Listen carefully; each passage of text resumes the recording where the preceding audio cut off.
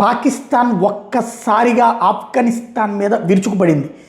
ఆఫ్ఘనిస్తాన్లో 24 మంది ప్రాణాలు కోల్పోయారు. అందులో 8 మంది పిల్లలు, 6 మహిళలు ఉన్నారు.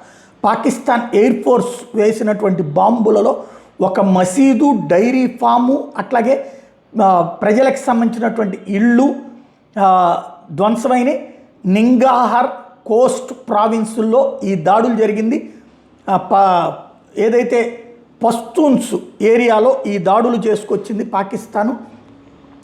ఈ పాకిస్తాన్ ఎయిర్ ఫోర్స్ చేసిన దాడుల్లో జరిగినటువంటి విధ్వంసం ఇది. బాంబులతో విరుచుకుపడింది. ఒక్కసారిగా వచ్చినటువంటి యుద్ధ విమానాలు, పాకిస్తాన్కి సంబంధించినటువంటి యుద్ధ విమానాలు బాంబులు విసరడంతో ఆఫ్ఘనిస్తాన్కి ఎయిర్ డిఫెన్స్ సిస్టమ్ లేదు, దాంతో కంట్రోల్ చేయలేకపోయింది. ఎయిర్ ఫోర్స్ కూడా లేదు, దాంతో యుద్ధ విమానాల మీద దాడులు చేయలేకపోయింది.